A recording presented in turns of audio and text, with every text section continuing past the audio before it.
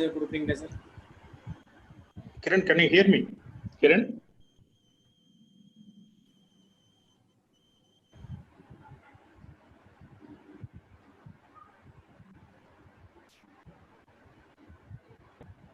Hello, Kiran?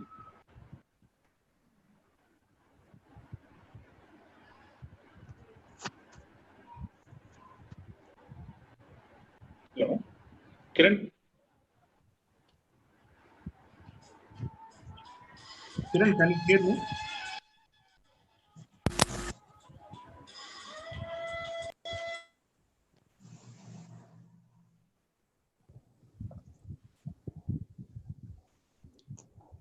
A very good evening to all. On behalf of IAP technical team, I welcome you to the webinar on manual approach to dysfunctions of the ribcage. This webinar is being streamed live on IAP India YouTube page. So please subscribe to the channel to get regular updates of our webinars. If you have any questions to the speaker during the presentation, kindly put it in the chat section. At the end of the presentation, we'll take up the questions. This webinar is being organized by Tamil Nadu IAP team. We have Dr. Ramesh Kumar, Joint Secretary, Dr. KY Kiran Kumar, Treasurer, and we also have Dr. Raja Manikandan here. I request the organizers to please start with the session.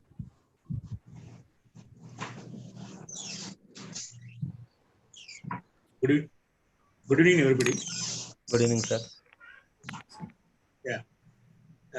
I would like to thank our Central IAP for giving this wonderful platform. So on behalf of TNIAP, we would like to invite our resource person, Dr. Jibu George Verghese, who is going to take the topic today, and also all the physios from all over India and abroad who is attending this webinar. So I would like to first introduce our resource person, who is a very familiar faculty in physiotherapy, Dr. Jibu George Verghese, who is working as a professor and principal in Faculty of Physiotherapy, Meenakshi Academy of Higher Education and Research, Deemed University in Chennai. He is a member of the Mulligan Concept Teacher Association in Australia region, and also accredited Mulligan Concept instructor in India. He has earlier he has worked as a faculty in physiotherapy at Sri Ramchandra Institute of Higher Education and Research for about 10 years. And he has worked as a vice principal in physiotherapy at Savitha Institute of Medical and Technical Sciences, Deemed University in Chennai for about 4 years. And he's an active clinician for about 16 years in physiotherapy field. And he's also a member Board of Studies for Wales College of Physiotherapy, Chennai, and also former member Academic Council, SIMAS, former member Board of Studies, SCPT. And his area of interest is on manual therapy, Mulligan concept, facial manipulation, and rehabilitation, clinical reasoning in orthopedic conditions. All this will be the area of his area of interest. He has also conducted various workshops in national and international levels, about 45 national workshops and 8 international workshops all over the country, outside the country. And he's a resource person at national seminars and conferences, also the examiner in various universities in the country, and international certified Mulligan practitioner examinations held at Kuwait, Malaysia, Bahrain, and Saudi. I'm very happy to welcome you, sir, for this session. So now you can start, please. Thank you, sir. Thank you very much. At the outset, I think we all should be grateful to God that during this tough times, the COVID-19 times, we are all safe and God has been taking care of us. We are all protected well, and we are all able to come together at a webinar like this. So all thanks to the Almighty. And I would like to thank the Tamil Nadu IAP branch for organizing such a webinar which will benefit the people, the professionals very much. And thanks to the Central IAP as well for providing all the platform and the facilities for the straight bench as well as for myself. With this, I would also like to thank all the office bearers of the Tamil Nadu IAP. Ramesh sir, thank you for the wonderful introduction that you have given to me. Yeah, I welcome. hope, Kiran sir, I hope I am audible. Am I audible, sir? Yes, sir, definitely, sir. I can hear you, sir, very well, sir. Okay. Thank you, sir. Thank God. So, with these few words, I would, without wasting much time, I would prefer to directly go to my topic today. And if anybody has any questions, feel free to put it into the chat with regards to today's topic. And as time permits, we would like to discuss with that as well. So, Kiran sir, can you see my slide? Yes, sir, I'm able to see you, sir. Yes, slide. Okay. So the topic that I have taken for today is manual approaches to dysfunctions of the rib cage. Now, there's a reason why I have taken this topic, because this topic is something that is not much discussed of generally. Whereas in today's normal scenario, we come across with a lot of dysfunctions of the rib cage, but unfortunately, it's not been recognized by the patients as well as many of our clinicians. So it's of real importance that people try to understand how you would be recognizing dysfunctions of the rib cage.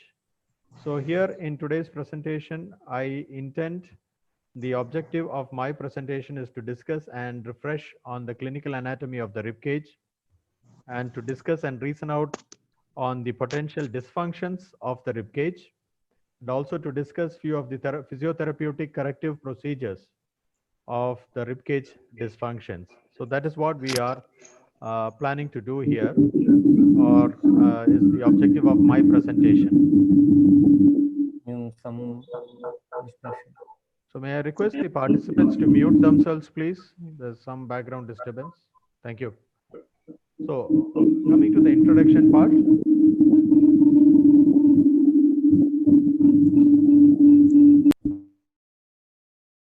Coming to the introduction part, dysfunctions of the rib cage can cause real pain and discomfort. And the pain caused may be during activities involving mobility of the thoracic spine, and also at relative rest during when the ribs are still at mobility for breathing. The reason that the rib cage also houses vital organs can send the client into a very anxious mode, probably suspecting a problem with the vital organs. Now, what are the functions of the rib cage? Basically, the rib cage, as we all know, it protects a lot of vital organs. At the same time, we should understand it is not a static structure. The rib cage in itself is a mobile structure, which means the rib cage has different joints and is very much involved in mobility during, even when we say we are at rest. That's why I use the term relative rest. We consider we are at rest even when you sleep. You can definitely realize, those of you who have been into the practice, that the ribs are never at rest. That is one system which is never at rest. Even though you are not conscious, even still your ribs are at mobility, your lungs are at mobility, your diaphragm is at mobility. So these part is something that is working throughout, and it definitely houses a lot of vital organs. Now, when can these, so in such circumstances, why do you think this can cause dysfunction? One is it covers a lot number of joints. It has been controlled by many number of muscles, and at the same time, it is also involved in a lot many activities. Now, I said in terms of ventilation or breathing. In terms of breathing, there is a big role that the rib plays, but it's not just breathing. It's not as easy as we think. You can also think about the forced expiratory techniques, and also in terms of coughing and sneezing. You can imagine the amount of effort that is given on the ribs and the rib cage. The same time, we also have to remember the rib cage also has attachments that also goes to the thoracic spine. So here, directly or indirectly, we are also going to discuss on the thoracic vertebrae. and also to include the first rib. When we talk about the first rib and the second rib, now we know what are the connections. The first rib and the second rib also has connections towards the cervical spine. Now, these are things that we have to keep in mind when we think about the rib cage.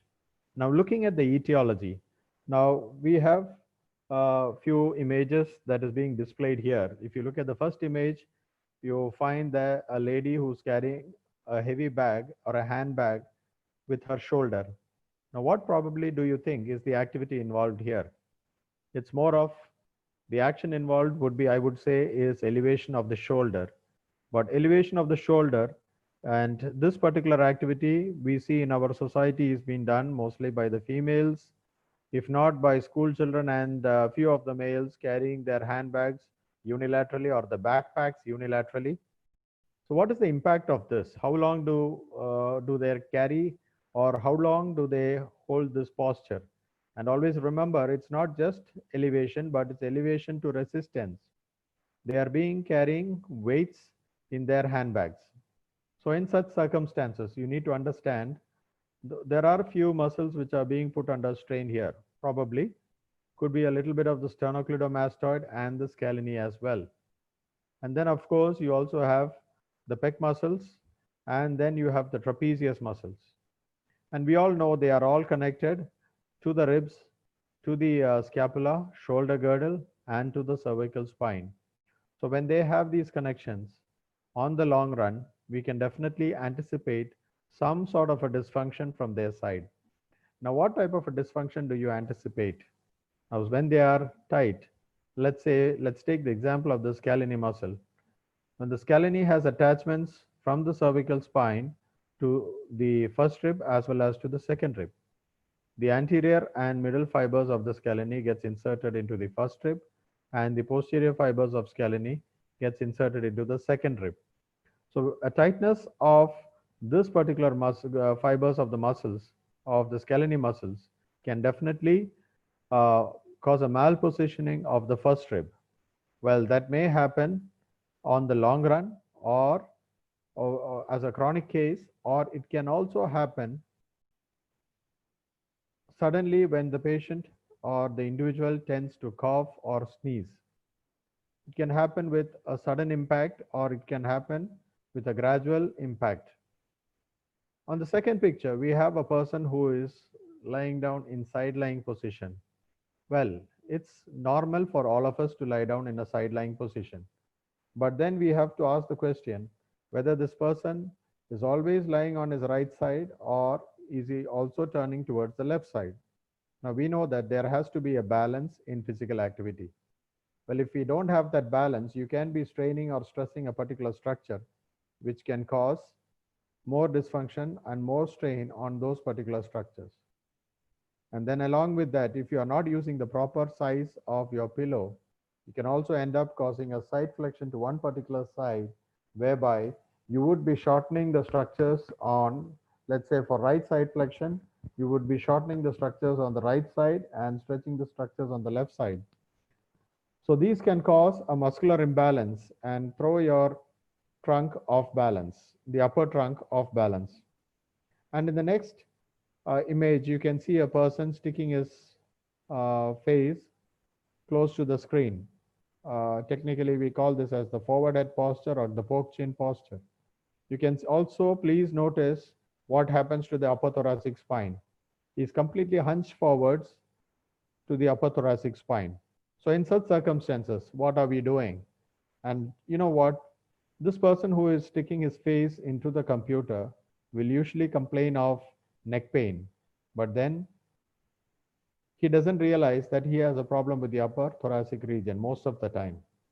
And then it's the responsibility of the physiotherapist who is attending to this particular individual to realize, or to make him realize, that there is a role even in the thoracic spine. He needs to understand he requires treatment also for the thoracic spine. So this is something that as physios we need to really understand. At the same time, we also need to educate our clients. Now in the fourth picture down, the first picture towards the left in the lower bottom line, you can see a person who is bending forwards for some farming activities. In such circumstances also, he might bend forwards to take up some farming tools, which also includes weights. So you can also see that this is one particular activity that he's been doing. And in such circumstances also, there is a little bit of torsion involved in the rib cage, a rotation involved in the rib cage. And in the sixth picture, you see a cricket bowler who bowls with pretty strong impact, or who is a fast bowler, and he throws with a pretty strong impact, and it also ends up in causing a rotation at his thoracic level. So this is again a function of the thoracic spine. Well, most of the time we focus on the shoulder, we focus on the elbow, we focus on the wrist action, but also have a look at what's happening to the thoracic spine and what is the intensity that it is passing through. And most of these functional activities, the last three functional activities that we saw is flexion of the thoracic spine, or flexion combined with rotation of the thoracic spine. Well, in the last picture, you see a lady trying to pick up something from the overhead shelf in the supermarket or a grocery store. And you see that here she causes more of extension of the thoracic spine. Now, all these activities have to be a balanced activity involving smooth movement, smooth trajectory pathways of the articulations, at the same time a well balanced and well coordinated activity of the muscles surrounding the region. Now, my reason for showing the variations here is that every physiotherapist should try to realize what is causing the dysfunction of the thoracic region or the rib cage or even the cervical pain of your client when you come across something. Many a times, patients fail, or patients do not realize, or clients do not realize that they have a problem with their thoracic spine. Instead, they come forward complaining of cervical pain, or dysfunction of the cervical thoracic junction, or sometimes even occipital headaches, or sometimes they come with neck pain in the anterior part of the anterior part of the cervical spine, or they even complain of so-called cervical radiculopathy, pain radiating into the upper extremity. In such circumstances, please make note that you assess your patient not only for the cervical region, but also you need to assess the thoracic region. And I need not say to most of you who are aware of the patterns of dysfunction where the patient can complain of a primary dysfunction. And at the same time, as a physio, it is our responsibility to identify or look for secondary dysfunctions or multiple dysfunctions. In case of multiple dysfunctions, it will prove that it is not just the cervical spine which is causing the problem here, but you also have a thoracic component. Like in my previous webinar of regarding the cervical spine, I was also discussing regarding the influence of the thoracic dysfunction on the cervical spine. Time permits, we will also discuss that here, but let's go directly to the rib cage here. Now, when you look at the clinical anatomy and the mechanics of the rib cage, well, we all know that we have 12 pairs of ribs, out of which the 11th and 12th are floating ribs, yet we do not consider them as spareable, even though they have been used for various surgical procedures. They are considered as sacrificable ribs, but even though they are floating ribs, we also need to understand they have their own functions. So we have 12 pairs of ribs being connected to anteriorly to the sternum, 7 ribs being connected directly, and the rest of the ribs being connected via cartilage indirectly, sharing the same cartilage. And posteriorly, we also have the ribs being connected to the thoracic spine. And what we need to understand here is in the thoracic spine, we also have two articulations for attachments of the ribs. That is, one is near the demifacet at the transverse process. We have the ribs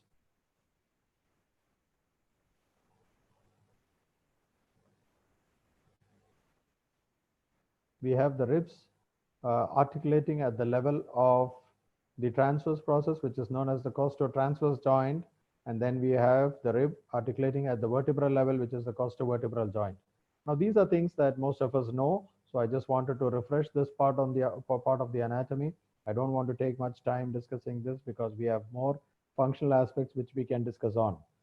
In the meantime, I would also request you to have a note on the first rib. Position of the first rib is much above, and you can see posteriorly it articulates posteriorly with the first thoracic vertebrae, and anteriorly it articulates with the sternum. And here, with this much of basic clinical anatomy, also touching on the movements of the ribs. Well, the upper part of the ribs have the pump handle movement, and the lower part has the bucket handle movement. So the upper part of the ribs cause more of expansion anterior posteriorly, whereas the lower portion of the ribs have more of lateral movement.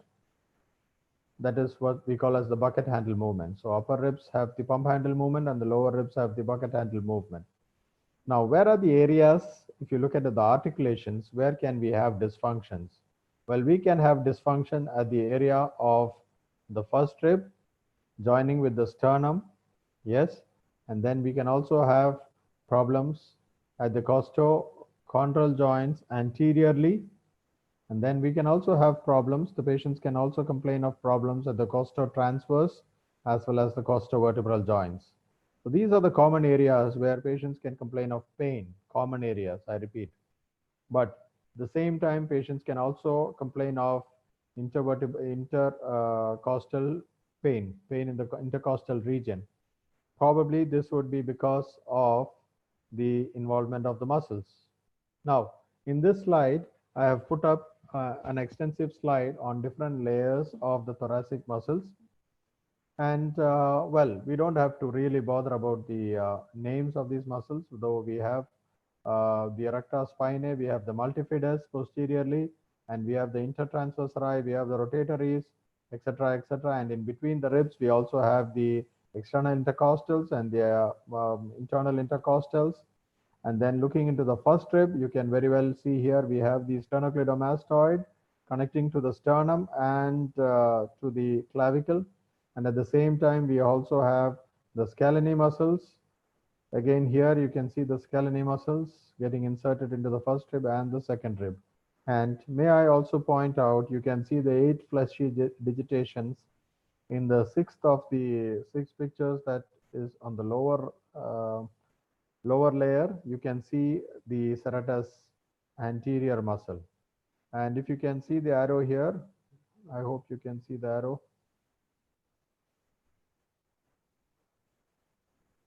Well, we have the serratus posterior at this particular region here, just lying much deeper to the trapezius in the upper thoracic region, well connected to the ribs.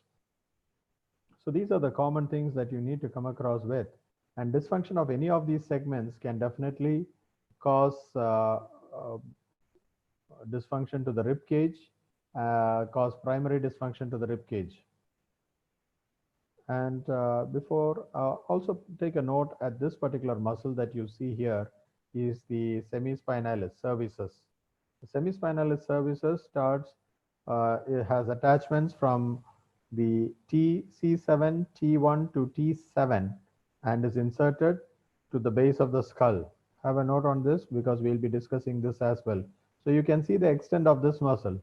So very well, if you are having a hunchback or a slouched upper back, you can imagine that you will be putting a lot of strain on this muscle as well. Now coming to the ribs, you have the first and the second rib, and we discussed about the costovertebral joint, the costotransverse joint posteriorly, and anteriorly we have the costochondral joint. And very well, you would have noticed by now, laterally you would have seen the angulation of the ribs.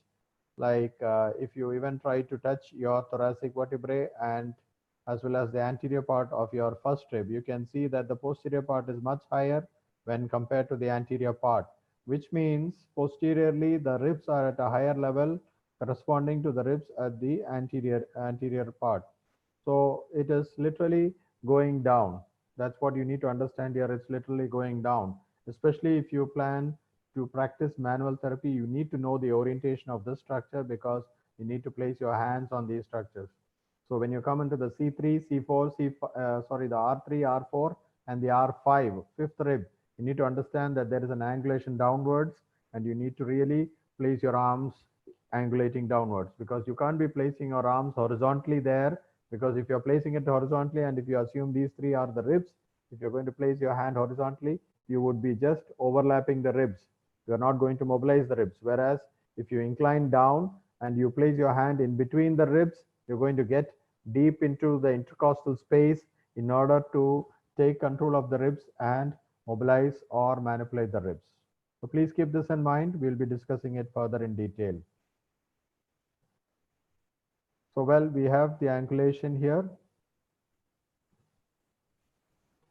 And at the same time, the attachments, we're going to discuss also a little bit on the attachments, but you know where the intercostal muscles are and all the other muscles. So they have quite a bit of attachments, and we did discuss about the movements of the rib cage, and we are also going to touch on the movements of the thoracic spine. And we will be also discussing on what are the dysfunctions of these movements. So before that, I would like to bring your attention to the shoulder girdle complex here. You can see that the first rib and the second rib are very much attached to the thoracic spine here. And anteriorly, the first rib is attached to the sternum, whereas the second rib gets attached via cartilage to the body of the sternum. And the ribs and the clavicle here also has a role because they also share common attachments like the sternocleidomastoid or the scalene muscle. They also share attachments along with these structures. So the point here is, if you have a dysfunction of the clavicle, it can reflect on the first rib and the thoracic spine. At the same time, you have a dysfunction with the first thoracic spine, it can also reflect on the first rib or the second rib and the clavicle. So they are interdependent often at times, and dysfunctions can be linked. Now, when you look at the anatomy of the thoracic vertebrae, like any other vertebrae, it also has the body, facets, which are the articulations and the intervertebral joints, also the spinous process, the laminae, pedicle, and the laminae and the pedicle. So in such circumstances, how do you make it different? What are the points that a manual therapist really needs to understand from the clinical anatomy of the thoracic vertebrae? First, the position and the orientation of the spinous process. Well, you can clearly see that the orientation of the spinous process is more inclined downwards. So what does this mean to a manual therapist? When you start palpating the thoracic spine, you would be palpating on the posterior border or the posterior edge or the tip of the spinous process. Everybody would be palpating on the tip of the spinous process. So if it's in the cervical spine, and if you need to mobilize the cervical spine, if it's an oscillation, you would be pushing it forwards, isn't it?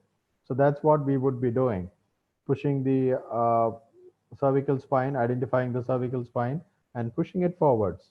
And if you intend to do it unilaterally, you would move either to the right side or to the left side, whichever you would like to mobilize or manipulate. But at the same time, similar so in the lumbar spine, slight variations do exist. But when pertaining to the thoracic spine, everybody has to understand, if you feel that it is the thoracic vertebrae which is causing the problem, if it is the unilateral side which is causing the problem, well, in the cervical spine, we have the liberty of directly accessing the facet joint. But one has to understand that in the thoracic spine, and for that case, even in the lumbar spine, you don't have a direct access, or rather the facet of these vertebrae are placed much more deeper. So when you understand that, you very well can understand that it is seated more deeply inside, and hence reaching out to that particular area is going to be challenging. So what can we do there?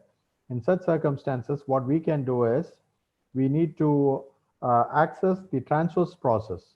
So when we access the transverse process, we are trying to indirectly influence the facet or the articular or the joint on the right side, or left transverse process for the left facet. or the left articular pillar. So what we do here is, how do you understand where is the transverse process? How do you reach out to the transverse process? Now I told you, in the cervical spine, you have the body of the vertebrae and you have the spine moving backwards. So you move exactly lateral, you get to touch on the facet or the articular pillar of the cervical spine. But in this case, you can see the thoracic spine is slightly angled downwards. Well, most of you who would have seen a vertebrae, thoracic vertebrae, all of you who would have seen a thoracic vertebrae would realize that it is angled downwards. So when it is angled downwards, when I am palpating over here for the tip of the thoracic spine and I try to move laterals, I would be surprised because it is very obvious that we are touching the facet of some other vertebrae because this is placed much lower. And if you come here, the body is here and the transverse process is somewhere here and the facet is going to be here. Whereas if you follow the spinous process, it's going to be somewhere here. And you would end up, if I am palpating the transverse process of T4, spinous process of T4, and I move exactly lateral, I would be surprised, I would be touching the facet of T5. So I would be totally on a different level because the facet placed below would be of a different level. So this is something that everybody has to understand as a manual therapy practitioner. If you practice manual therapy, this is very vital. It's important for your documentation as well. When you are really planning to write, if it's a unilateral pain, which is very common in the thoracic spine, especially because of the rotation movement in sports injuries, in athletes, as well as most of the functional activities involve a lot of rotation of the thoracic spine. And you know what?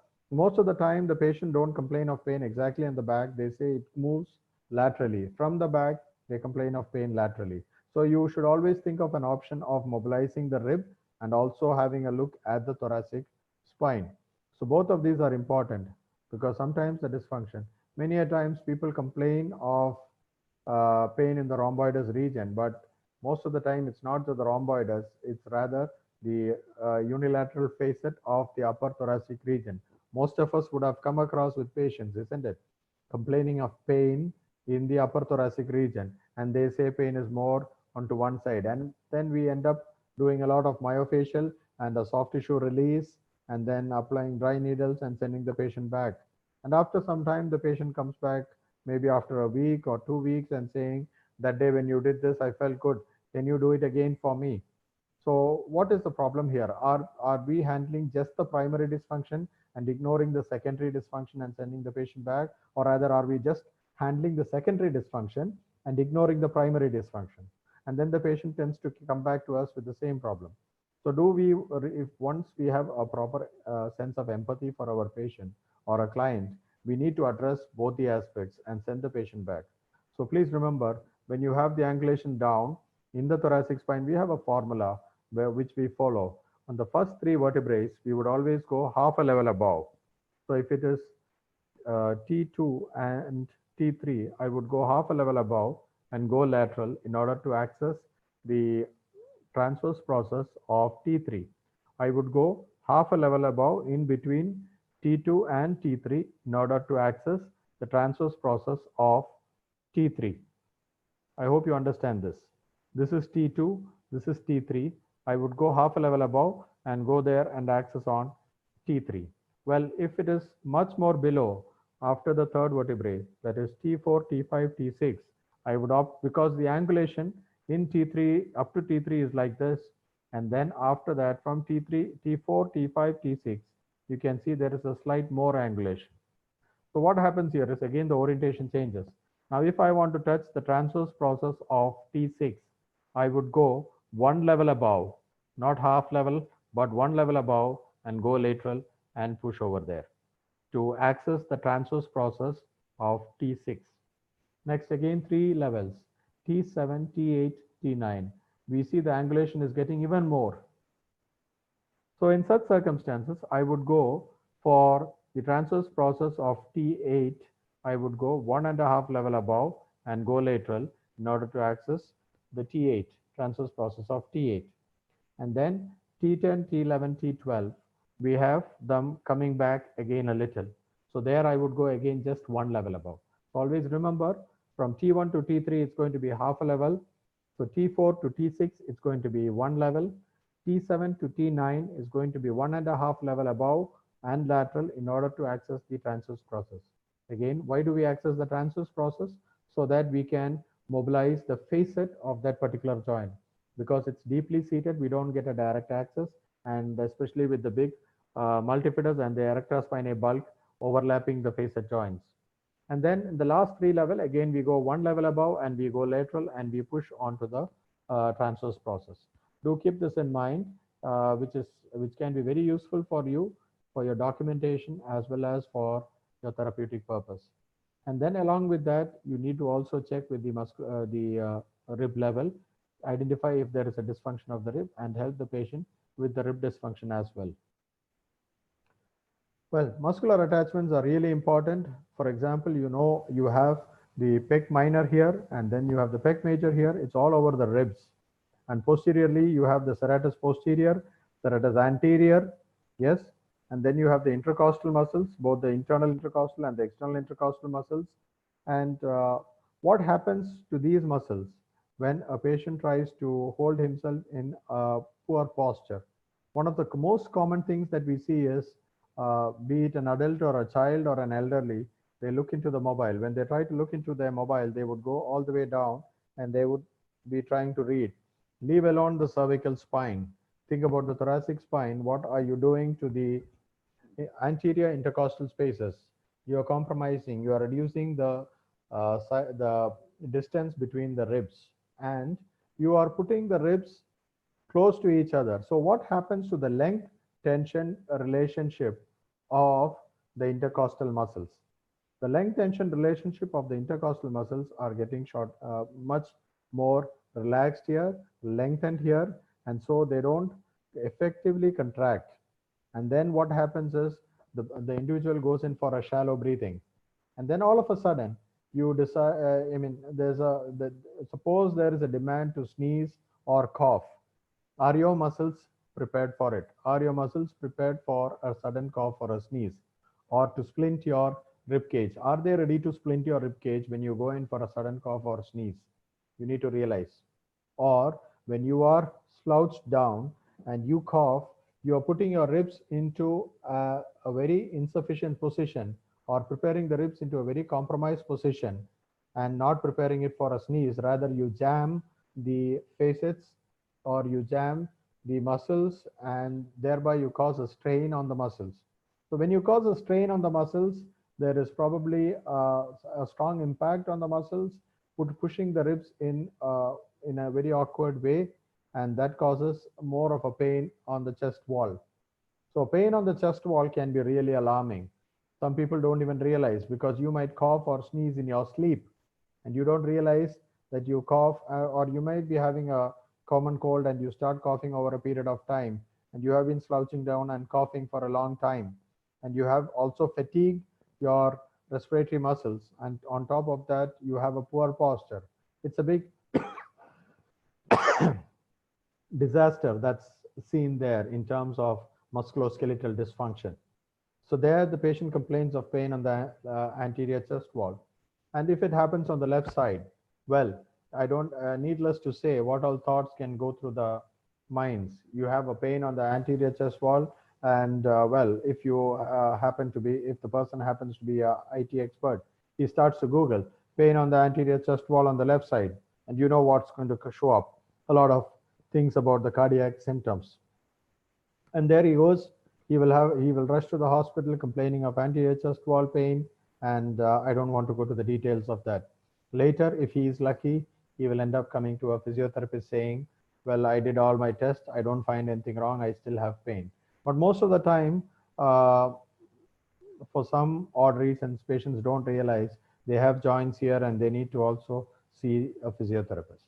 But if such a patient comes to me, I need to caution you. I would definitely encourage the patient to meet a general physician before he comes to me, because by any chance, if he happens to be a cardiac patient or a patient with some other systemic issue, I want him to rule out all the other symptoms before I do any of my physiotherapeutic procedures on this particular client of mine, because when we talk about cardiac symptoms, they are more vital in terms of the patient's health, and that's very important there. So I hope you understand the point there. And that's with the joint dysfunctions as well. So the muscle dysfunction can also cause joint dysfunction, or a joint dysfunction with a faulty posture can also cause muscular dysfunction. They are always interlinked. Then we have the neural interfaces, like a person who is a prolonged asthmatic, or who is a chronic respiratory patient.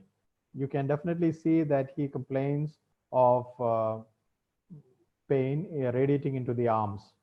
So if he happens to be complaining of pain radiating into the arms, and he's having a prominent pop in posture, it could be something to do with the tightness of the scalene muscles. And if it is tightness of the scalene muscles, why is he having the so-called cervical radiculopathy? And please remember, my dear young professionals, those who are just in the beginning stages, not every neck pain is cervical spondylosis. Not every neck pain has to with radiating symptoms into the upper extremity has to be cervical radiculopathy. There can also be something what we call as the entrapment neuropathy. Now you have the nerves passing between the fibers of the scalene muscle, and tightness of the scalene or tension over the scalene can cause impingement of the nerves which are being moving further down into the arms, and they can cause radiating symptoms. So in such cases, what would be the ideal treatment? Would it be traction? Do you think traction is going to help a patient with entrapment neuropathy? I doubt so, because you can already see that the scalene is in a tense state, or probably it's in a protective spasm. So in that case, you need to think of relaxation techniques to relieve the scalene of the tension. Or if you feel it's tight, you need to think about myofascial release. So when you go about with myofascial release on the scalene, you may hit upon the nerve. And then the patient says, yes, when you press there, I can feel the symptom radiating up to my arm. So that's where I feel the pain. So which as a clinical sign brings up your credibility in front of your patient, that you are able to reproduce the symptom of the patient and help the patient. And then the patient develops a new trust in you as a client. So that's very important to note. So in such circumstances, when you see that, you realize that you have identified something else. So traction is not going to help, because traction can cause reflex spasm or can cause severe pain. Or some of your patients might say, yes, I feel really good now. But later in the night, the patient calls you up and says, my pain has increased now, what should I do? So you should realize it could be some irritation which has been done to the scalene, which has caused severe pain to the patient. So in such circumstances, what you're supposed to do is a lot of myofascial release, and maybe some thermal modality if it's really going to help. And it's just superficial thermal. I'm not talking about deep thermal modality, that too in the cervical region. No, I wouldn't go in for that. Some thermal modality in order to soothe those areas where you have already caused some, you might have caused some friction with your myofascial release. And that's definitely going to bring down the symptoms of the patient. And I would wait for 2 or 3 days before I manipulate or mobilize on that patient, because I don't want to make him too much mobile, because then he is going to go do a little more of a mobility and strain the muscles more. So in such circumstances, I would rather wait. And I hope you remember when the slide where I was showing the muscles, I asked you to remember the semispinalis capitis, which is having attachments from the T7, T1, C7, right up to the posterior part of the occipital region. So that particular muscle can also cause neural impingement to the greater occipital nerve, which passes around that area. And tension on that particular muscle, which happens usually because of a slouch posture, can cause what we call as cervicogenic headache. So that justifies why a person with cervicogenic headache would require, not every patient, but patients, it is worth to include in your assessment or your evaluation to also assess the thoracic region when a patient is complaining of cervicothoracic or a cervicogenic headache. So, and then we also have the concept of the fascia. We have the facial lines which cross across. We have the oblique facial lines and the lateral facial lines on the sides, both oblique facial lines anteriorly and posteriorly also, and which also can be causing trouble to the level of the ribs. Especially we have the large thoracolumbar fascia posteriorly, and we need to take into account when we assess the patient to assess all these components. These are very vital components. Now, coming to the management part, I would like to emphasize that initially I would always like to rule out the contraindications, whether it is the rib cage, whether it's the thoracic spine or the lumbar spine, cervical spine, shoulder, elbow, hip, knee. I would always prefer to rule out the contraindications first. And when I say contraindications, it's not just the general contraindications. I would also go rather more specific. Like in my assessment, usually what I normally check first is for the reflexes. I always try to rule out the reflex. I check whether the patient has any signs of hyporeflexia or hyperreflexia. Either it is hypo or hyper. I would always like to re-refer the patient back to the primary consultant with my findings. I would not try to treat the patient because I need to I want the physician to reassess the patient for the best of interest of the patient or the client himself, because I don't want to do anything harmful for the patient, especially if there is something like a syringomyelia or there is a space occupying lesion within the spinal canal or the spinal cord, or whether it could be a peripheral nerve issue with a neural entrapment or a compression or a pathological interface somewhere compressing on the peripheral nerve causing hyporeflexia. So if it is either of this, I would like a detailed evaluation by the primary consultant before I do it. No, it's not about our inefficiency, but it's more about following the protocols of medical management as well as physiotherapy management in the best of the interest of the client. And the next step would be to identify the dysfunction with a detailed assessment. And after a detailed assessment, identify the dysfunction.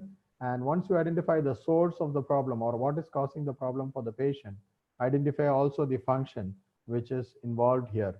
So then you decide whether you're going to treat just the dysfunction or you're going to treat the patient more functionally. So initially we would like to reduce the symptoms, improve the status, the functional, the anatomic, clinical anatomical status and the kinematics of the particular joint, and then incorporate into rehabilitating the functional aspect. And sometimes I would not go directly into the area, but rather I would try to work on the stabilization aspect by working on the peripheral joints, and then later come back to the central part of the problem, or hit directly on the source at a much later phase and not in the initial phases. And also remember, when we are dealing with the rib cage and the thoracic spine, we are also not just concerned about just the movements, but even with normal breathing patterns. And we would also have a major role to understand, to play when there is a dysfunction of the upper ribs. Many a times the patient might manifest as pain during neck movements or pain while coughing and sneezing. When I cough and sneeze, I feel a sharp pain in the neck region. So these are the clinical clues that which our patients would give us. These are what we would like to look upon to. These are things which give us the idea. So this is something that what it is, and this is what we need to handle. And looking into the treatment of these aspects, when you think about correcting a joint dysfunction, well, I practice more of Mulligan concept, but I also do practice all the other concepts. But I prefer to practice more of Mulligan concept because it is one of the most safest procedure in terms of client safety, because by principle of the Mulligan concept, we do not harm the patient. We don't harm the patient. We don't cause any dysfunction to the patient. Rather, we try to correct the dysfunction of the patient in the most pain-free way, because the core concept of Mulligan concept is we reduce the dysfunction to the most possible way. We try not to cause any harm, because any point of time the patient feels pain, we're going to stop the treatment there and then correct the angle of the glide that we give or the amount of force that we give. Probably we are at the wrong level. We would like to correct the level at which we are supposed to give the glide and then deliver the treatment again with a different intensity, but then the technique goes the same. So we identify whether it is the thoracic spine which is causing the dysfunction or whether it is the ribs. If it is the ribs, we try to identify which rib it is going to be. Well, if it is soft tissue, sometimes it can be just purely a soft tissue dysfunction, and we try to correct the soft tissue. And then we also try to look back into what could have caused this problem, and potentially in patients who come to us even with neck pain, if we see that they have a poor posture pertaining to the thoracic spine, we would like to educate the patient as a prophylactic method to prevent further thoracic pain. Now, I would like to go to a few of the techniques where, well, in soft tissue mobilization, what we would do is, well, if you look up techniques on soft tissue mobilization on the internet, I'm sure there are a lot of techniques, even in YouTube. But one thing I would like to insist is always remember the intensity at which you do the soft tissue mobilization. And before you do soft tissue mobilization, out of experience, I can clearly tell you, make sure you know the level of the irritability of your soft tissue. Because if your soft tissues are highly irritable, what I mean to say is if the patient's pain and a VAS scale is beyond 7, or if it is somewhere at a level where you feel there is hypertonicity of the muscle, or if there is an increased tone in the muscle, or if you feel it is more of an increased tone, it is being into a protective mode. Let's go in with some modalities which can reduce the alter the status by reducing the tone of the hypertonic state of the muscle or reduce the muscle spasm. Maybe you don't want to treat him today, or rather give him more of a relaxation exercises. That's what's going to really help him. Send him back and to get him back in the next session. And then you check again for the status of the soft tissue. Once you feel it is more supple now, much more relaxed, then you can think about going in for manual therapy procedures. And probably if soft tissue manipulation. Now what I would do is imagine the patient is lying down supine and with both the scapula on both the sides, because I have my limitations. I'm not able to, even at this time of the day, I'm not able to get a model as well. What I would like to, in the most simplest term, explain, like if you have the scapula on the both sides, you place both the arms in a cross pattern and you just apply cross force, and you would be definitely giving a very soft, very good amount of soft tissue stretch or a good amount of mobilization to the interscapular region, and you would be mobilizing those structures very well. And the other thing I would like to do is come and stand at the head end of the patient. Imagine it's the head over here. I would hold one hand on the occipital region and my other hand would go to the thoracic, upper or the mid-thoracic region. And I would definitely give a stretch in that direction by stabilizing the occiput region. So one thing you have to realize is the amount of force should be very gentle and very soothing or relaxing to the patient. You should not be using your entire force to pull it out in a very strong way. That can be really irritating to the patient. That can make the muscles sore either later in the day or maybe on the next day. So these are techniques that I would do. And I would also prefer to hold the head. I'm standing at the head end of the patient. I would prefer to hold the head end of the patient and stabilize the shoulder. And then stabilizing the shoulder, I would like to go in for side flexion to the opposite side. And then bring it back, hold the head again, my other hand on the shoulder, and go for side flexion again, sustaining. All the stretches would be done in a very gentle way. All the mobilization should be done in a very gentle way at very minimum intensity force. Now, not just with soft tissue mobilization, even in case of joint dysfunctions, I would prefer to go with these soft tissue mobilizations, like in interscapular stretch.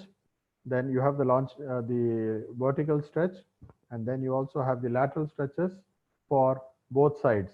That's what we would be doing. We would be stabilizing the shoulder and side flexing the head onto both sides.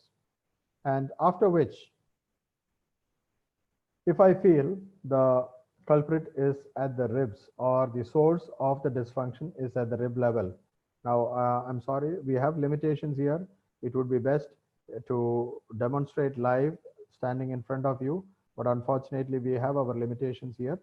And well, I would like to say that in case of a rib dysfunction, you can very well see I'm handling the upper ribs here. On the first two pictures, you can see it's going to be the upper ribs. And in the upper ribs, what we do here is we would be placing the ulnar border, I mean the area near the pisiform of your hand, the area near the pisiform, try to get it, scoop up the soft tissue and try to get or locate the intercostal space. Now posteriorly, the scapula can come in your way, and because of which we would ask the patient to hold the hand behind the neck and expose the interscapular region. And then we scoop your soft tissue up and get into the intercostal space of the desired region.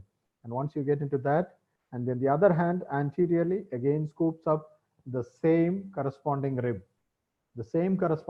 anteriorly.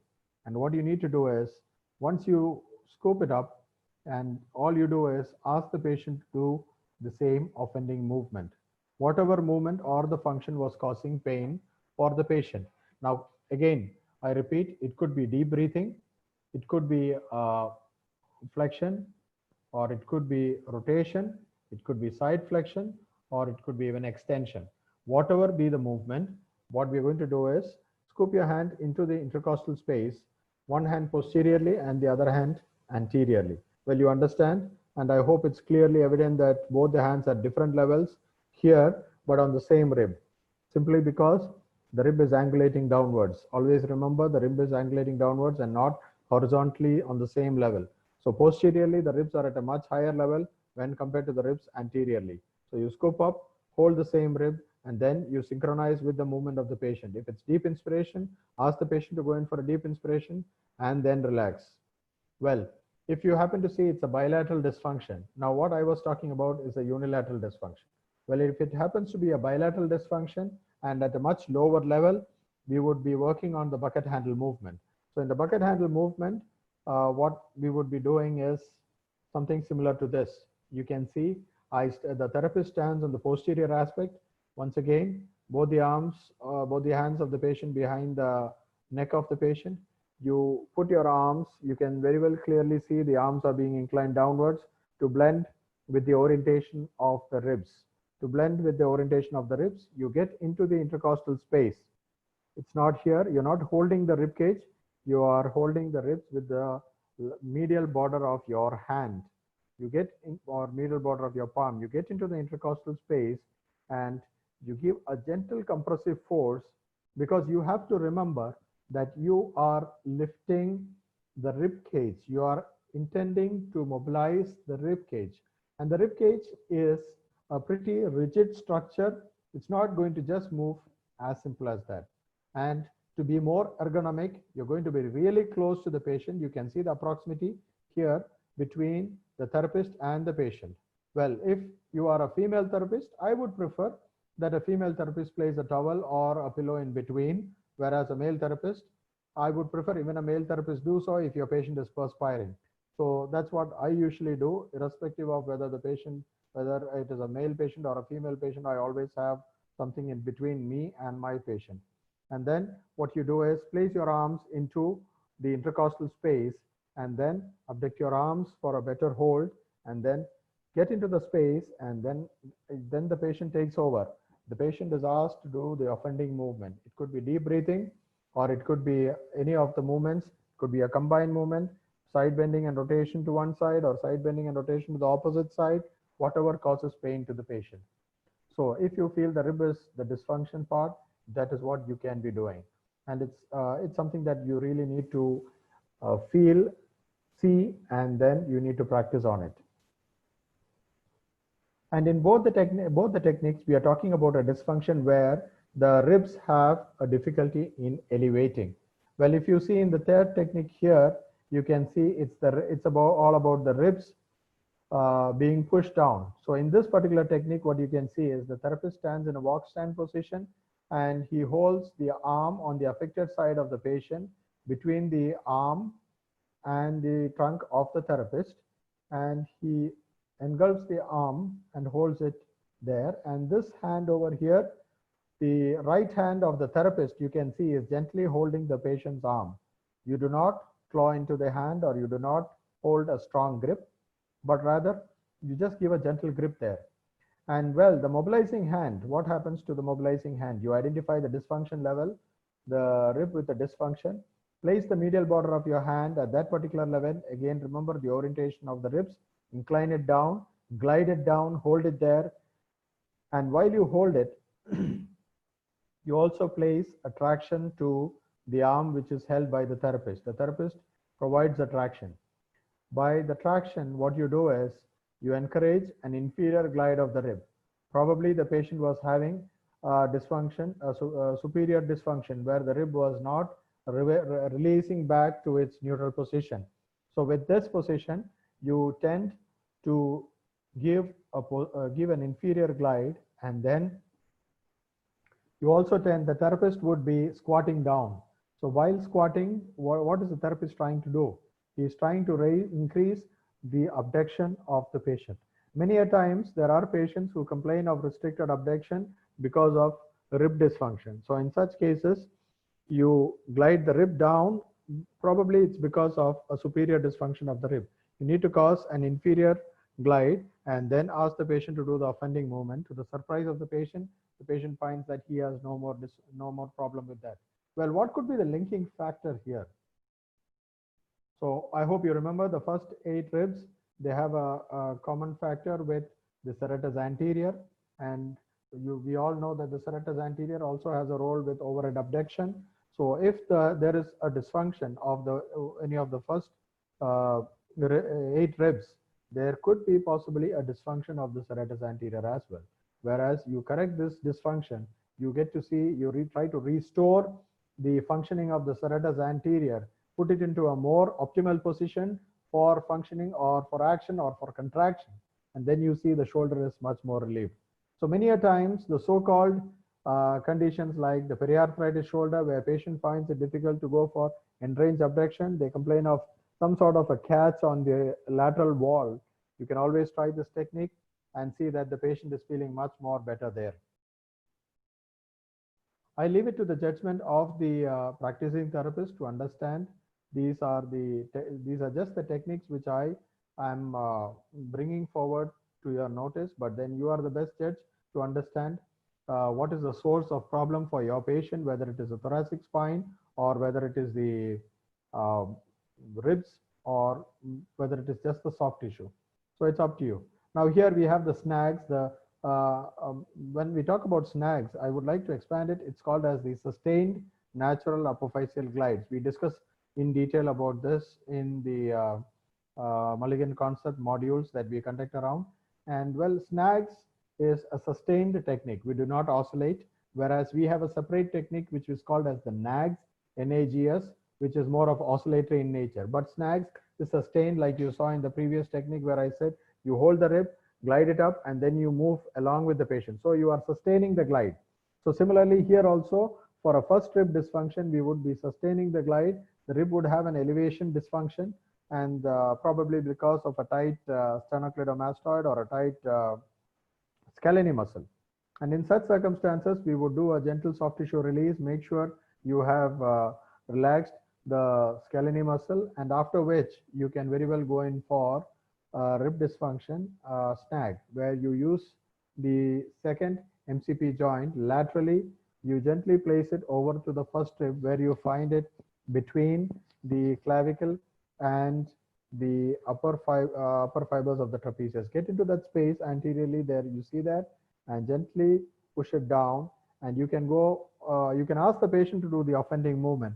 If the patient says my pain is during deep inspiration, which is again the activity of the scalene. So in such cases, you can just give the glide and ask the patient to perform the deep inspiration. Or if you feel patient feels pain during side lying, patient says whenever I sleep, Whenever I lie on my left side, I feel some sort of a discomfort at the cervical region. There you give the glide and get the patient passively try to go for side flexion to the opposite side, and you may be surprised to even hear a click, whereas you're correcting the glide and you're pushing it gently down. So please note the angle of the forearm. It is placed exactly up and slightly anterior. There is an anterior force given there. So the elbow is placed posteriorly so that the force of your arm is inclined such that you give an anterior, more of an inferior and slight anterior force, thereby trying to reposition the dysfunctioned first rib. Now these are the thoracic snags. Well, again, positioning yourself behind the patient and then giving a gentle glide onto the desired thoracic segment. And the position of the therapist is such that he almost closely hugs the patient. Needless to say, I would prefer to use a pillow in between me and the patient, even if the patient happens to be a male. And if it happens to be a female, I would prefer to have a pillow even on the anterior aspect of the patient in order to make the patient feel more comfortable and secure. And always, while treating a female patient, I prefer to have the patient's close relative or attender also by the side in order to make sure the patient feels comfortable and is relaxed. Well, I would prefer to do this if I don't have a female therapist along with me. If the female therapist is there and she is skilled enough, there you go. The female therapist would definitely do the technique in the same way. And you can see on the first slide, the therapist would be in a squat position, because remember, when you deliver the glide, you're again dealing with the rib cage. I would prefer to go in the squatting position, because in order to deliver the glide, even though I position my arm, you can see I would like to hold my arm close to my body, and also I move into and rotate myself closer to the patient. Well, in the second picture, you can see my arm is exactly behind the spine, and the elbow is much more inclined downwards, so that when I give the force is in line with the orientation of the facet, which is more into 60 degrees towards the eye of the patient, or rather more higher up. So when I give the glide, I use more of strength from my quadriceps. From a squat position, I slightly try to push myself up.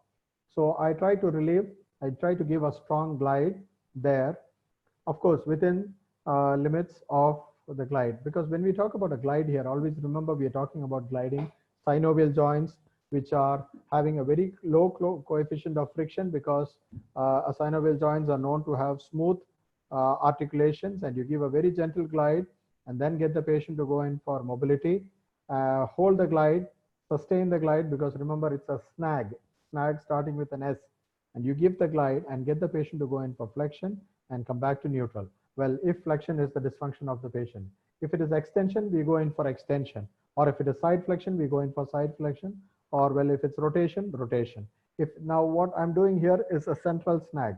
If it happens to be a unilateral snag, I would go unilateral on the transverse process of the corresponding vertebrae. I hope you remember the levels which I was talking about. I was touching upon the levels. Well, if it is T9, I would definitely go on 1.5 level above and move lateral, and then snag over that region on the ipsilateral side, whether it be the left side or the right side. Snag over there, and then get the patient to do the same movement which was causing pain to the patient. And what are you doing with the snag? You are correcting the dysfunction. You're correcting the positional fault. So once you correct the positional fault, patient tends to do the movement in a much better way. One thing I would like to say here is, when you deliver a snag, always make sure the patient is moving the level which you are snagging. It should not be that you are snagging the T9, but then the patient is moving T3, T4 up to T8. And then after that, he is self-splinting the T9, T10 segment, and then moving only the T10, T11, T12. So be sure, as a manual therapist, you develop the ability to keep your hand and feel the intersegmental mobility of your patient. Why I'm saying this is, it is not just the patient, it is even you and me. We tend to self-protect the area where we felt pain. Maybe we don't have pain now, but the fear of pain always remains on the back of the head. But it is our responsibility to give the glide and ensure the patient to mobilize himself or get him into moving that particular region.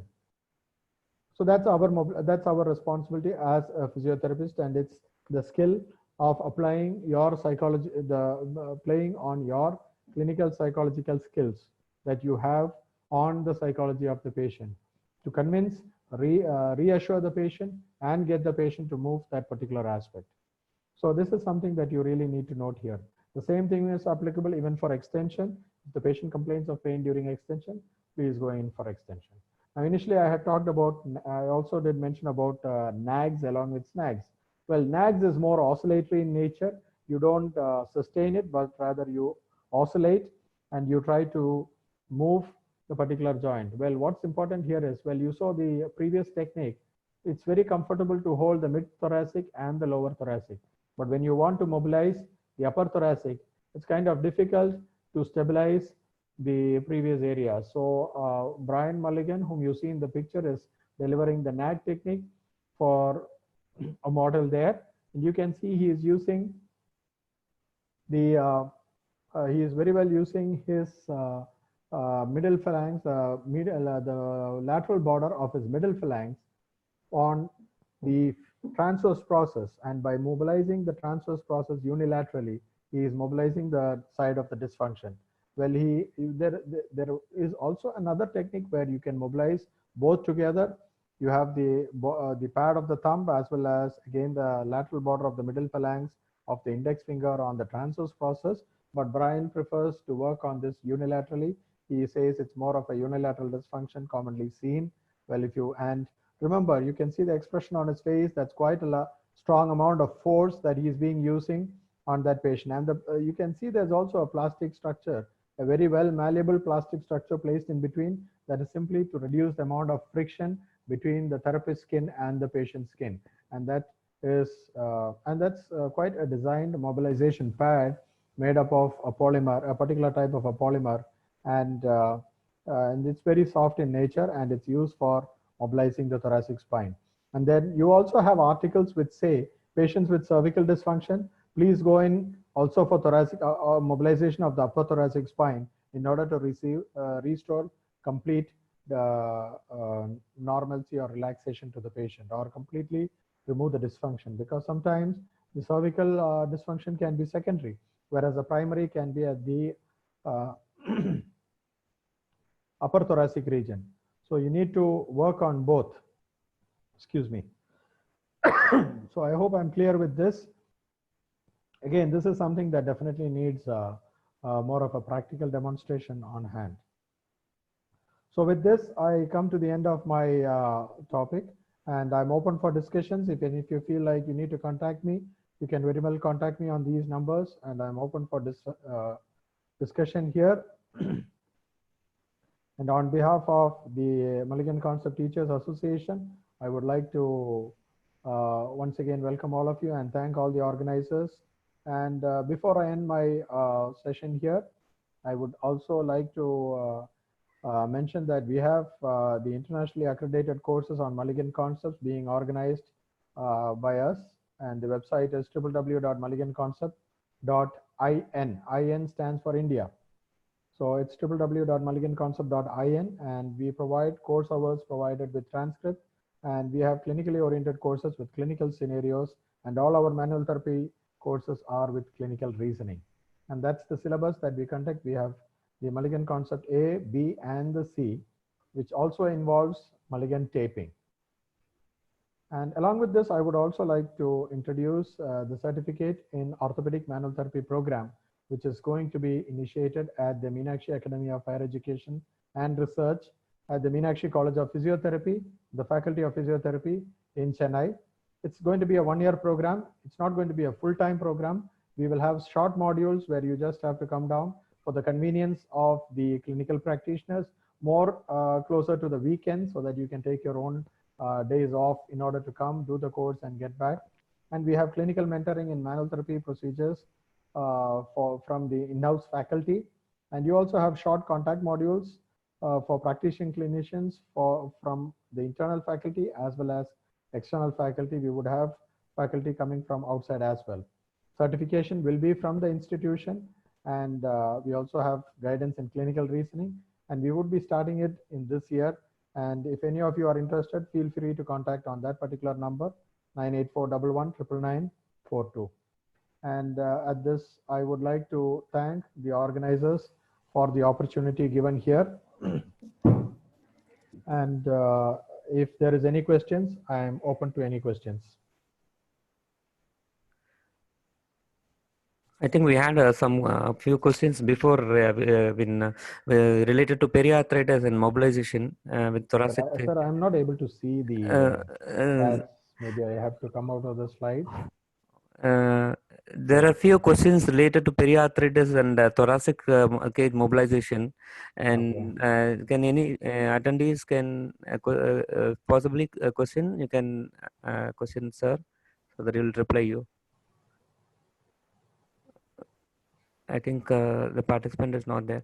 Anyway, Dr. Jibu, it was very fortunate to have you on this webinar, and we are really thankful to you. And with your expression, with your wordings, we got the visual effect of the thoracic cage and its mobility, dysfunction, everything. And you gave all the precautions. You gave the surface anatomy, and I think you gave much more. I mean, really, it was an interesting one with the biomechanics and with your clear speech and clear understanding. I think most of the participants would have got that bright picture of this thoracic cage, and it is an inspiration to all of them that they can do much more with your lectures. And I think the inflow to your certificate course, it will be bright, and we are fortunate, very fortunate to have you on this webinar. And once again, I think I'm very thankful on behalf of Tamil Nadu Indian Association of Physiotherapists, and I'm what to say. I don't know what to say. It was very interesting one, and even me, I am inspired by your way of approach and by way of clear understanding, and the way you approach. You have given it with precautions, with the contraindications and everything. It was very clear picture. Thank you, Dr. Kiran. Thank you. And I can say that this is I've been discussing very just a nutshell of the entire thing, because if you look at it in detail, actually everybody can do this. If all our physios are practicing with a lot of clinical reasoning skills, they can definitely do a lot of things. And what is more important is every single case that you see, you should be able to document down, and you should try to document it at least once. So it's just like, reviewing your notes. Like what I tell to the students is, every time we start, we have an examination, we try to review, we try to revise before the exam. But this is not for exam. This is more of career oriented. So every patient that we see, we note it down, we document it, and probably the next time another patient comes and you tried something different and you identify that this is helping, this was helping that patient, why don't I try it in this patient? But of course, make sure ethically you don't harm the patient. And when you try that, this particular technique is giving you a result over a period of time. Who knows? Sometimes you may discover something totally new in the entire field of physiotherapy. So that can be very much boon for the profession as well as for you. And Dr. Kiran, there was also a question whether snags and manipulation are the same. Well, manipulation is just, you can't classify it in that terms, because you have terms where you call mobilization and manipulation. Like you have high velocity thrust manipulations where you go into the end range and you cause a click, where if that's what you're talking about, that is actually manipulation. Whereas mobilization or snags, we just gently correct the positional fault of the joint, but additionally along with that, we work on the functional pattern. Now, if the patient has problem looking up there, we correct on the glide and then get the patient to do that in that way. So as a reason, like most of the patients may not agree to a manipulation. Like it, as a physio, as a manotherapist, it is very interesting for us to do and to learn manipulation. But when you have you ever tried it on yourself, there will be a short period of apprehension that you feel. Will something happen to my neck? So you are not very comfortable with that. So in such circumstances, providing a snag, you just give a gentle glide. Here the patient is absolutely comfortable, and then you ask him to move. And to his surprise, he finds that there is no more pain. So that's the advantage snag has over manipulation. But I'm not saying manipulation is not good. because even in osteopathic techniques, many manipulations are there, and I have seen beautiful techniques, and I've also performed beautiful manipulation techniques on patients, especially athletes, and they were very much happy with it. But the snags, I feel the comfort level of the patient is much more better. By way of your body language itself, you are showing the orientation of the face of the thoracic vertebrae. And moreover, I think you have given that the thoracic facets are involved for rotation purpose, lateral flexion purpose, and not for flexion and extension. By your way of approach and body language itself, you are revealing everything. And that happens only when the resource person is having good clarity and visual image in front of him, and I think you have the visual image in front of you and speak, and that makes us everyone understand very well. I hope for the best. Thank Hope you, for the Dr. best. Kiran. Thanks Thank you, a Dr. lot. Kiran. Thank you, Ramesh Kumar sir, for all the opportunity that Yes. you have given. And thank you, Tamil Nadu Yes, IAP. thank you. And thank you, Central IAP. I hope this new venture will definitely help our profession as well as all the participants. And thanks to all the participants also. Thanks for your interest coming down at this late hour of the evening and showing your interest in learning more. It's very encouraging to see that. Yeah. Yeah, definitely. Yes, yes, Dr. Jibu. Definitely, it is a nice sharing your knowledge with all physios and giving. This shows your experience. Like you have conducted already about 45 national and 8 international workshops. So that is the way. And this is the first thing I'm attending your workshop. First time I'm attending your presentation. It was really very nice, fantastic. Nice And to meet you we'll also, hope sir. we'll have we'll have in future we'll make some other practical hands-on techniques hope also. We'll plan for it. Hope we'll stay in touch. Yeah. Definitely. And once again, on behalf of TNIAP, we thank the Central IAP President Dr. Sanjeev Das sir and Dr. General Secretary Dr. Annamalai sir and the Treasurer Ruchi Vashini Madam for supporting us in all the aspects of the administration of Tamil Nadu Indian Association of Physiotherapists. And it is actually on behalf of Dr. Krishna sir, I'm conveying this message, and he's actually little busy in his work now and is unable to attend.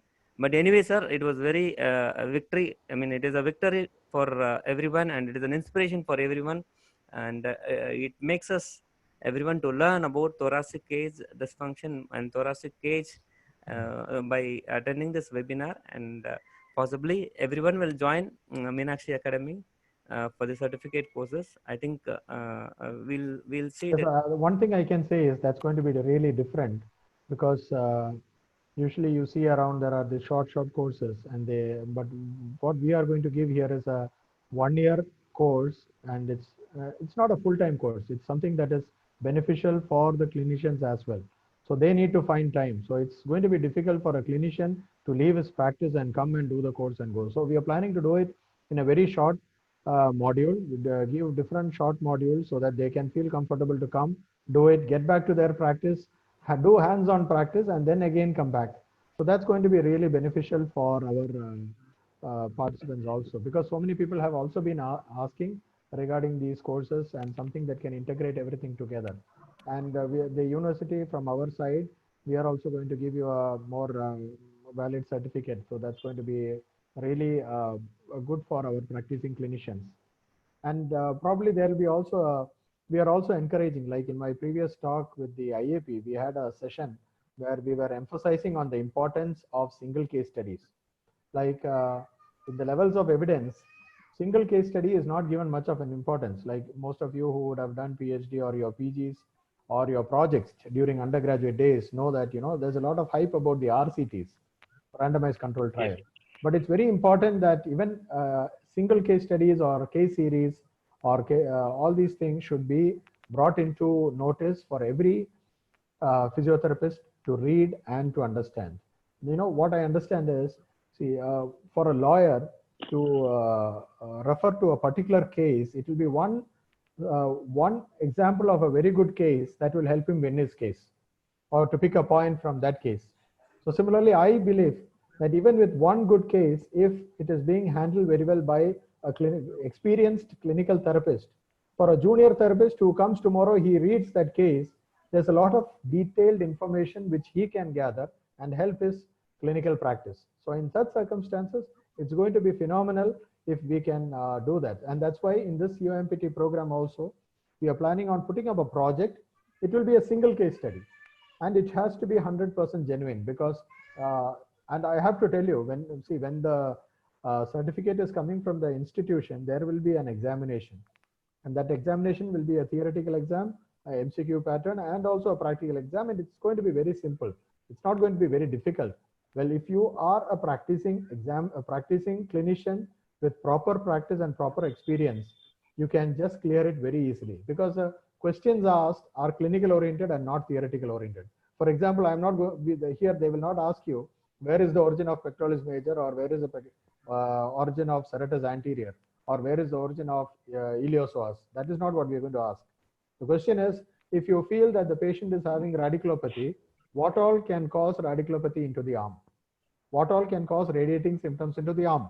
Which, as a clinician, you can easily say nerve root impingement, nerve entrapment, or any other interfaces causing coming in the way, or any other soft tissue lesion, or any other space occupying lesion, any of these. So you can easily say these are the various things, and which also you will be going through in the various modules. So it's going to be a very different course which will strengthen your clinical practice. We intend on personally improving your clinical practice here. So that is the idea, that is the whole objective of this course here. So I welcome all of you for that course also. It will be really nice if you can join that course, and rest is up to you. Sure. Thank you, all of you, and all the best to all the participants. Thanks a lot. Thanks a lot. Hello. Yes, Raja. Hello, Jibu. Yeah, just a minute. Yes, there are sir. some, audiences who is having some questions. I think they want to have clarify some doubts. Can you have 5 minutes? Yeah, definitely. Can they come online? If they can ask vocally, it would be better rather than putting the text. They have questions. Yeah. I think you can unmute yourself and you can just ask the question.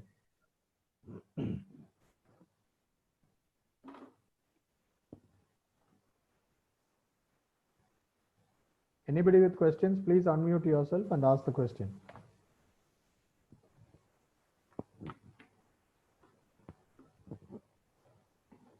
Tamil lo kuda kekkalam. If you want to ask in Tamil, please ask in Tamil. Dr. Purnima, you are unmuted. Yes, You please can ask the question.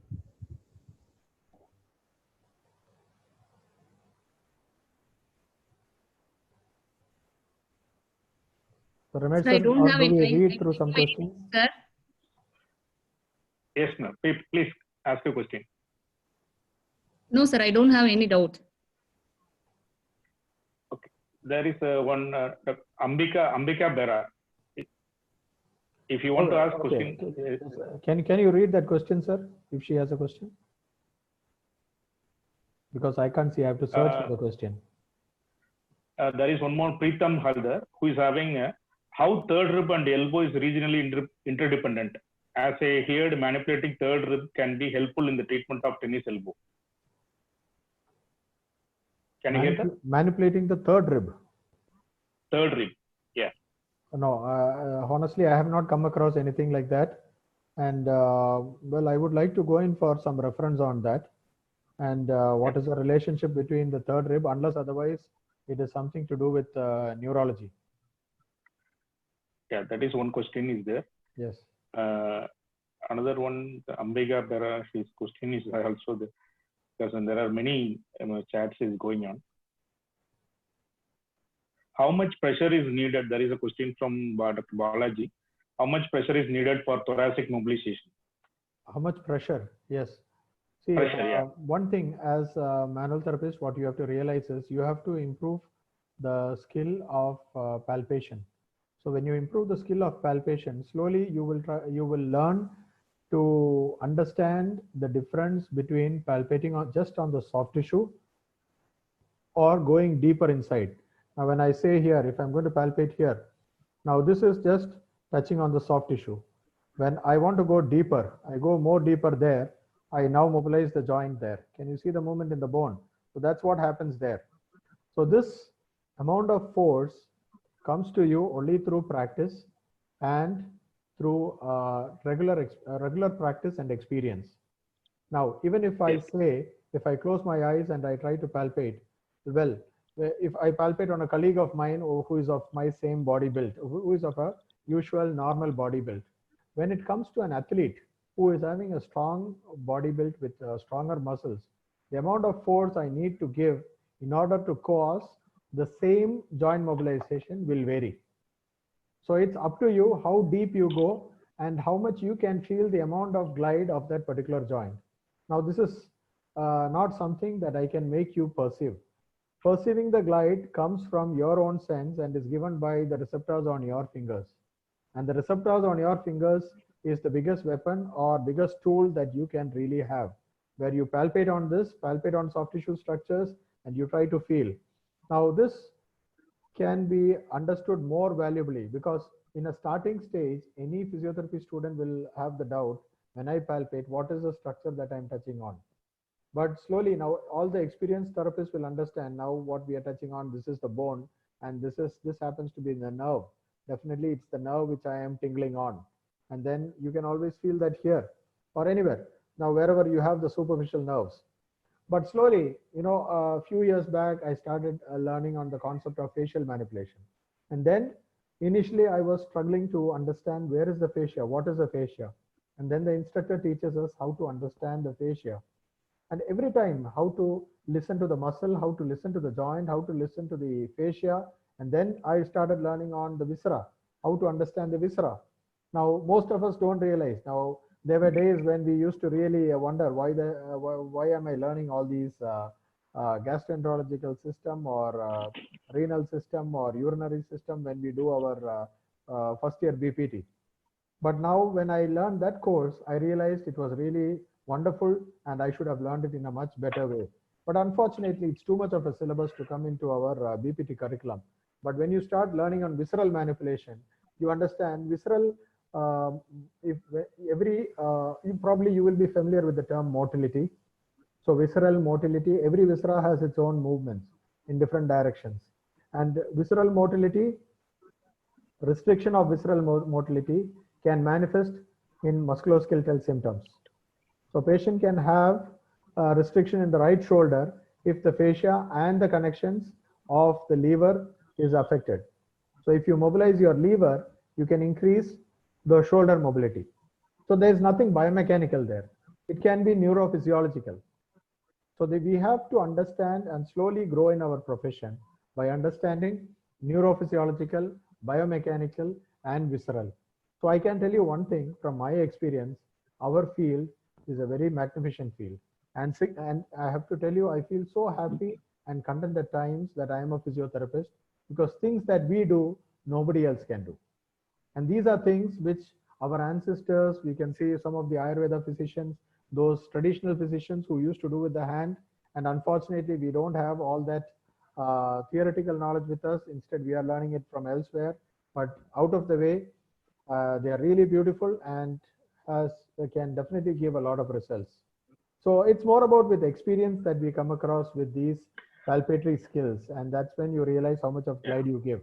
And remember, when you give a glide, the accessory glide, we're talking about a glide, the accessory glide that we see between the joints. These accessory glides, you can move them 1 millimeter, you can move them 2 millimeter, you can move them 3 millimeter. So you decide as a therapist in your patient how much of glide that you need to give. Just remember that. Yes. Yes. Thank you. And I got the question from Ambika Bara, I told no. Yes. There is a case of 24-year-old female complaining of sudden pain after sneezing. It was continuous and having difficulty in every position with the breathing difficulty and lifting her left arm movement with a VA scale of 7 out of 10. Good. So what should be the treatment? Probably it's not just one single segment which is involved here because what I need to know is, did she have, but I don't want to have a strong lengthy interaction now, but there could be a possibility she was already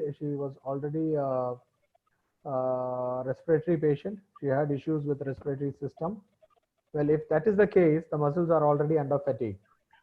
And then they have already caused a dysfunction because the muscles were not ready to splint the rib cage during the cough, extensive cough. They were already fatigued.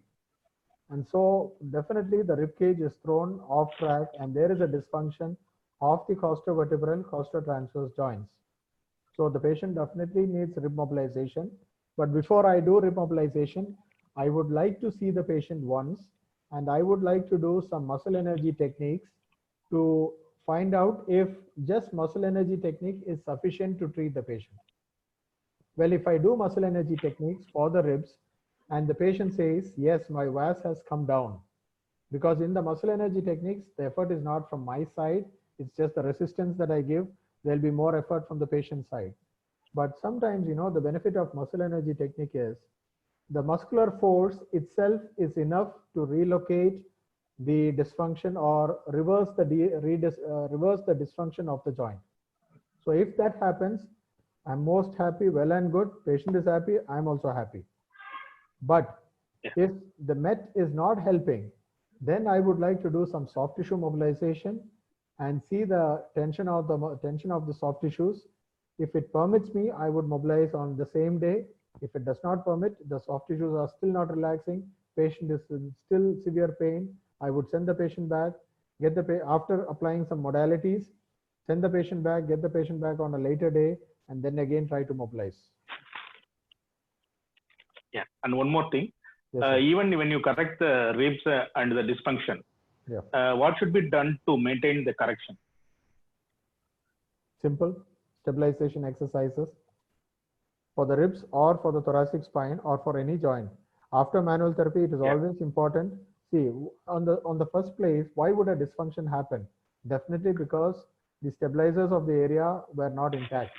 So once you put the stabilizers in the area intact, then you get to see that they don't fall into the dysfunction segment again. But on the other hand, if the muscular stabilizers or the dynamic stabilizers are not intact, even if you mobilize, the patient can come back to the same position again at a later stage. And he might come to meet you again after 2 weeks or 3 weeks. He would say, that day you did, I was feeling good. And what happened now? Again, I sneezed or coughed and again it came back. And if you fail to put him to a stabilization program, the next time it comes, he may not know, but he will feel that you are not doing something right and he will change his therapist. Like we would do if it was an engineer. We try to get something repaired, our vehicle repaired, we go to a mechanic. Once, twice, the problem is not getting repaired. What would we do? We would change the mechanic. Simple. So that's what would happen. So we need to make sure we do justice to our treatment.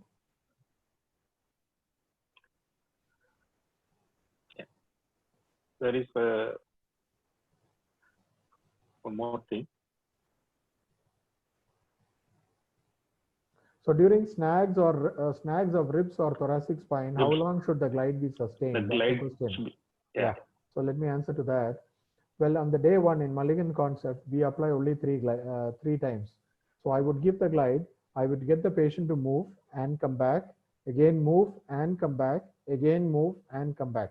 3 repetitions on day one, because I would like to wait and see the latent effects of the mobilization which I have given. But I would do the other forms of physiotherapy. We will do a stabilization exercise. I would apply modalities and send the patient back home. Because if I do it excessively, because I'm gliding directly on the joint, so I should not be over gliding or hypogliding, and the patient should not feel more pain later. So on day one, I want to see if the patient is comfortable with my glides. So because of which we would do only 3 times.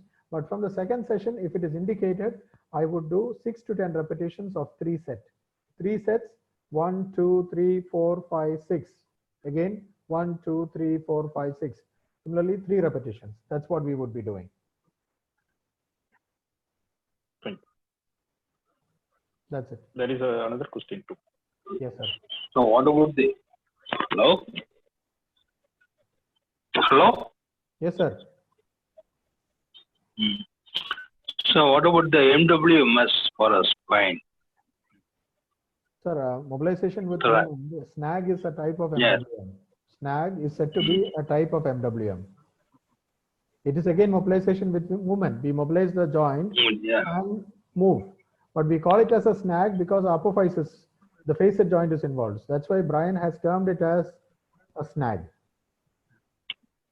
Thank you, sir.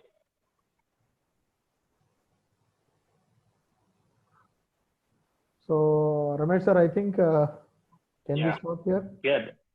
Yeah. We had a wonderful session. So we can Thank you, come sir. to Thank the you, sir. end now. Yes, sir. Thank you, sir. Thank you, everybody. Once again, we would like to thank our resource person, Dr. Jibu George Varghese, and all our participants today who has attended the session and made us sharing this knowledge. So, and on behalf of TNIAP, we would like to thank our central IAP and the team, the technical team who has supported us and given this wonderful opportunity for the live streaming of our session, webinar topic. And thank you, everybody. Thank you, sir. Dr. Jibu. Thank you very much. Thank you. Thank you, sir. Thank you so much. Kiran? Kiran? Sir,